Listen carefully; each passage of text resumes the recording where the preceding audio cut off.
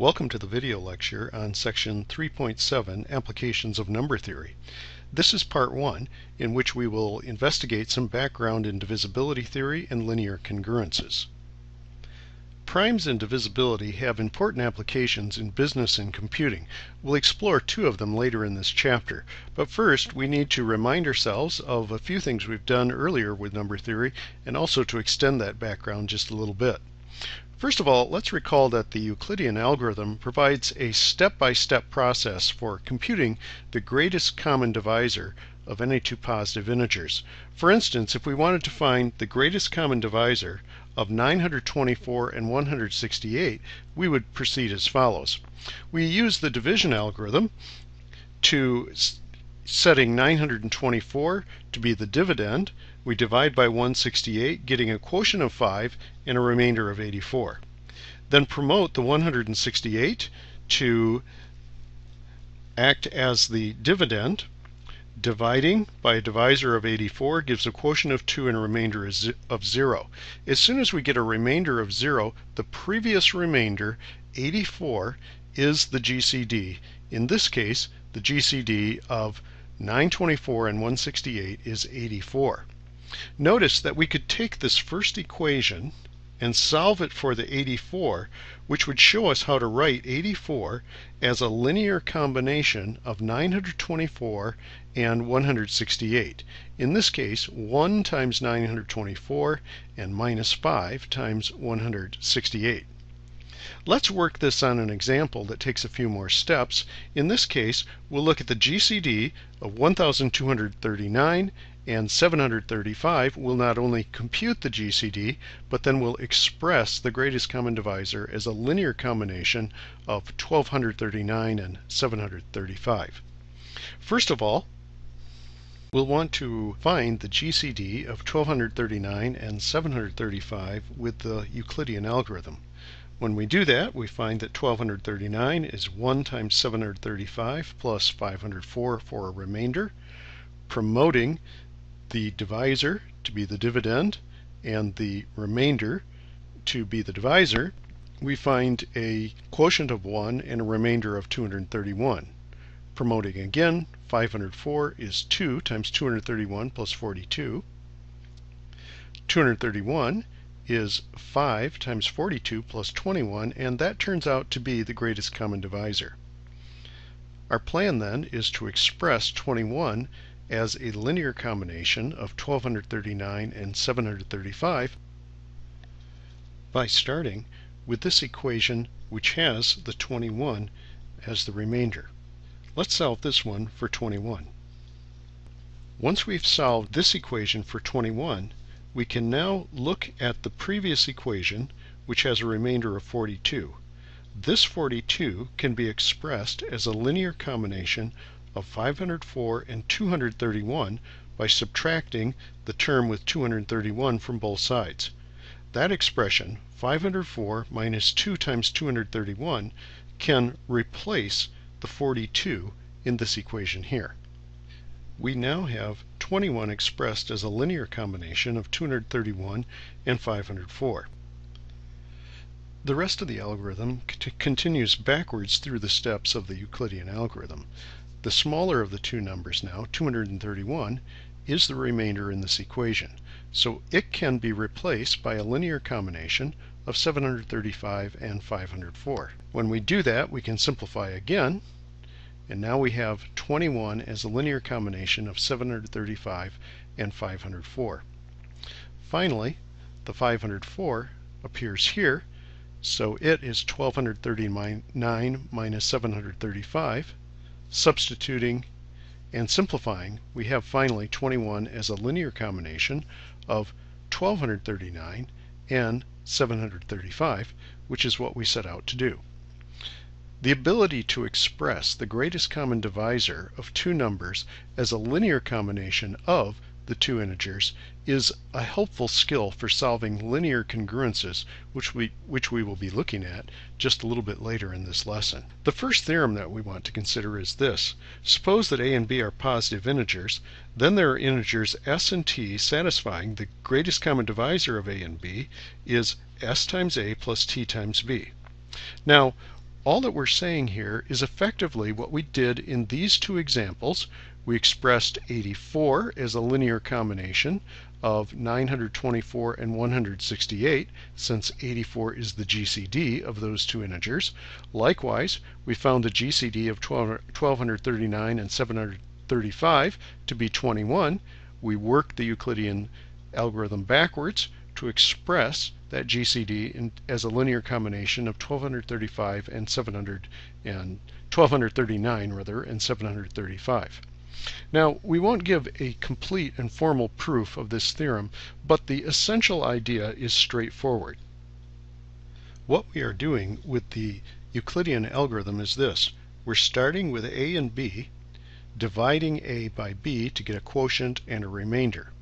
Then this divisor becomes the next dividend, this remainder becomes the next divisor.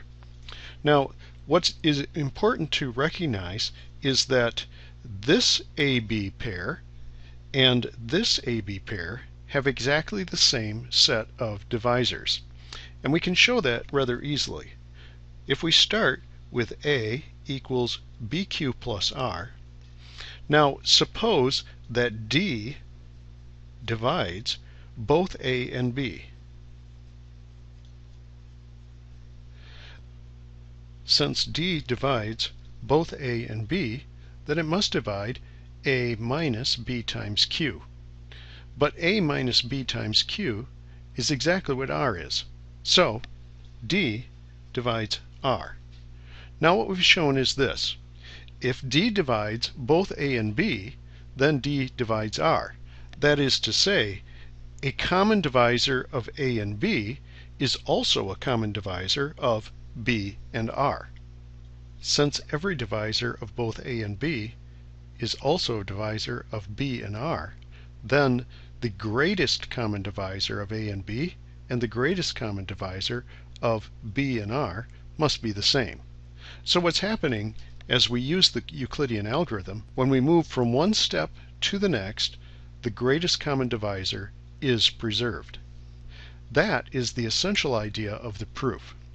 What we need to make this proof complete and formal is to apply the technique of mathematical induction so that we can show, first of all, that this will terminate in a finite number of steps, and that no matter how many steps there are, we will have the property that the greatest common divisor obtained at the last step is the greatest common divisor of A and B. Next is just a reminder of a theorem that we've seen before. If A, B, and C are integers, if A divides B and A divides C, then A divides the sum of B and C. If A divides B, then A divides B times C. And if A divides B and B divides C, then A divides C. These are properties that seem to be very much common sense, but nevertheless it is a theorem that we need to state. Let's take a look now at a lemma. If A, B, and C are positive integers, such that the greatest common divisor of A and B is 1, and A divides BC, then A has to divide C. Intuitively, we're simply saying this. If A divides the product BC, but it doesn't divide B, then it must divide C. Now, doesn't divide has to be sharpened a little bit. We mean specifically that A has no factors in common with B at all. Well, let's work the proof of this formally.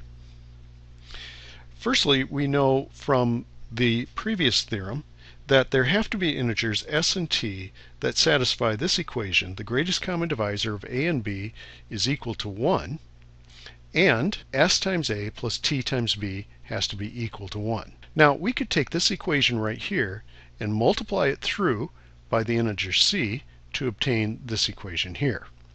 What we want to do first is to show that A divides C. By hypothesis, A divides BC.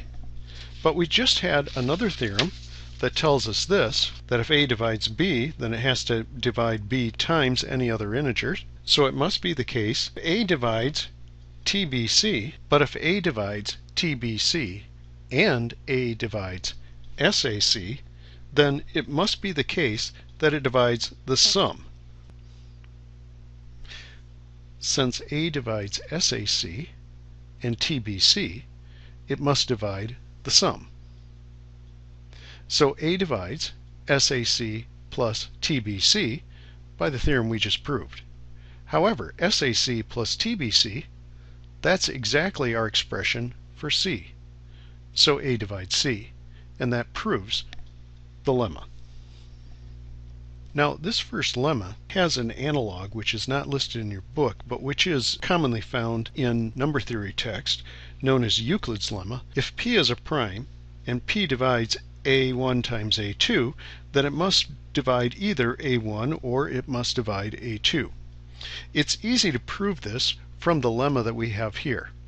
The lemma above says that if A divides the product of B and C, and GCD of AB is 1, then A must divide C. Well, let's argue in this way then. If P divides A1 and A2, then either it divides A1 or it doesn't. Now, if it does divide A1, then we have the conclusion that we sought, and we need go no further. On the other hand, if P does not divide A1, since P is a prime, it must be the case that the GCD of P and A1 is 1. But if the GCD of P and A1 is 1, we then have exactly the setup that we need in order to use lemma 1, and we can conclude that the prime must divide then the second factor. Now, in fact, this lemma is not limited to composite numbers that are a product of exactly two primes. Lemma 2 says this: let P be a prime and A divide the product of A1, A2 through A sub k. Then P must divide one of these factors. The idea of the proof is this: if P divides the product of A1, A2 through AK, then we could rearrange just a little bit to say this: P divides A1 times the integer A2 times A3, etc. through AK. Now, either P divides A1 or it does not. If it does not, then by lemma 1, P must divide this product. So P now is known to divide a product of fewer integers than we had before. We could apply the technique of mathematical induction then to say that it must divide A2 or something that comes after it. Continuing in this way, we finally conclude that there must be some individual integer in this set of factors that P divides. The last of the major prerequisite theorems to consider is the fundamental theorem of arithmetic. Every positive integer can be factored into a product of primes. Furthermore, if the factors are arranged in non-decreasing order, then the factorization is unique. Once again, a full formal proof of this theorem is beyond the scope of our abilities right now, but we can outline the major ideas of the proof.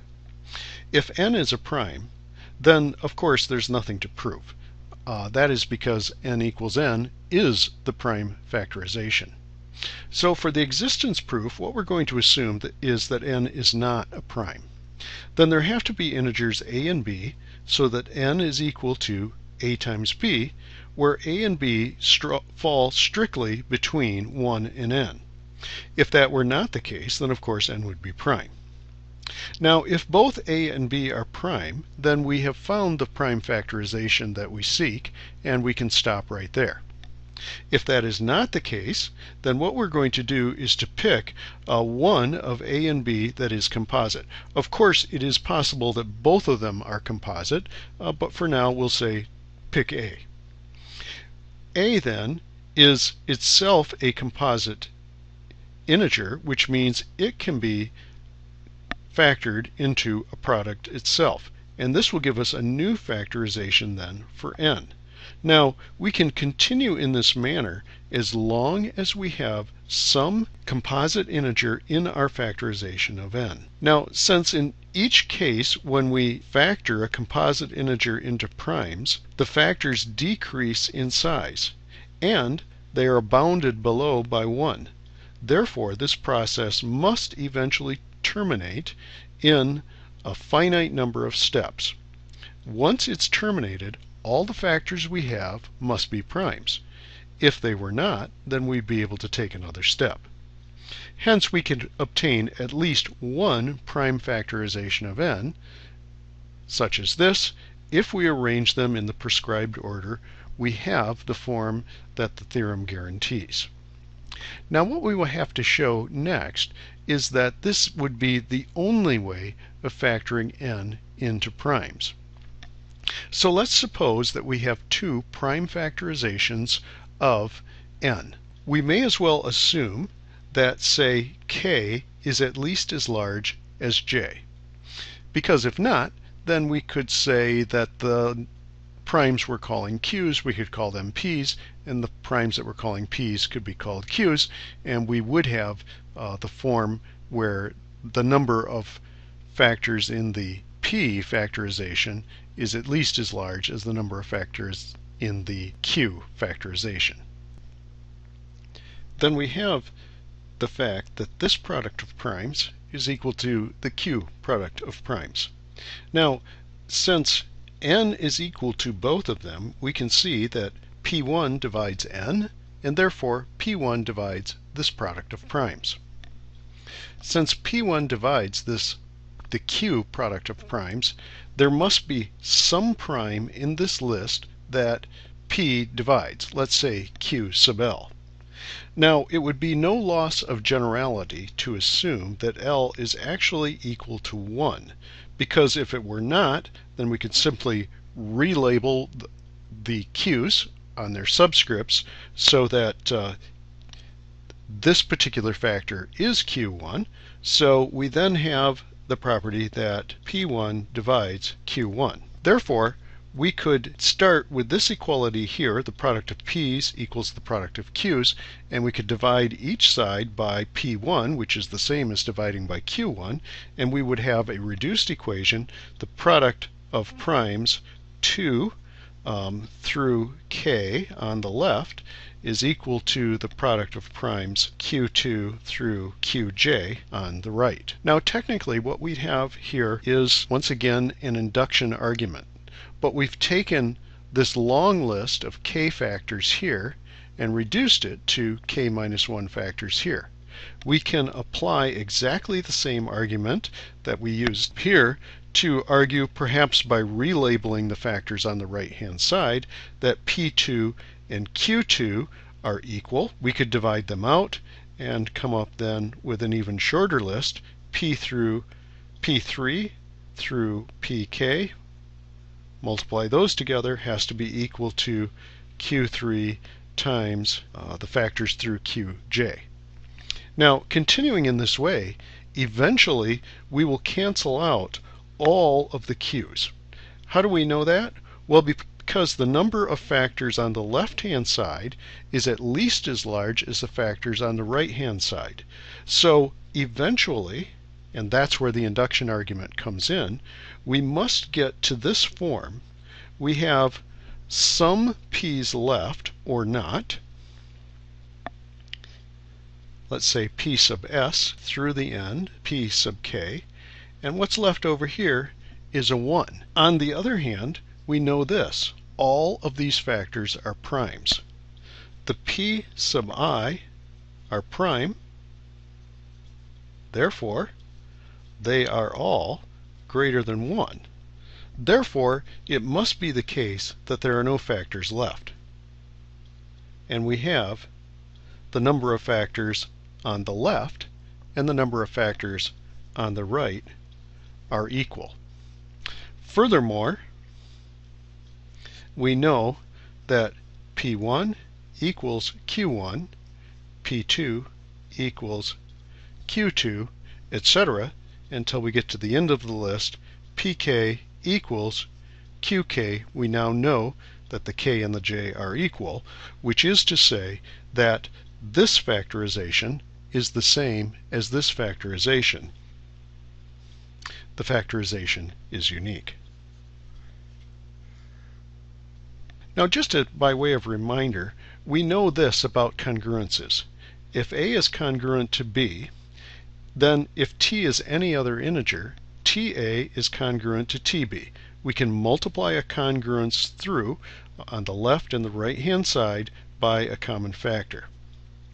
Furthermore, if C is congruent to D, then we can add these two congruences. A plus C is congruent to B plus D. Thus, congruence relations are preserved under both addition and multiplication. Unfortunately, this is not true for division. For instance, 14 is congruent to 8 mod 6. Just as a reminder, the way we check that is this. We take 14 minus 8, which is 6, and check to make sure that it is divisible by 6. Indeed it is, so 14 is congruent to 8 mod 6, and of course they're both congruent to 2 mod 6. However, if we start with this congruence right here, 14 is congruent to 8 mod 6, and divide through by 2, we end up with this statement. 7 is congruent to 4 mod 6. But is that true? 7 mod 6 is 1. 4 mod 6 is 4.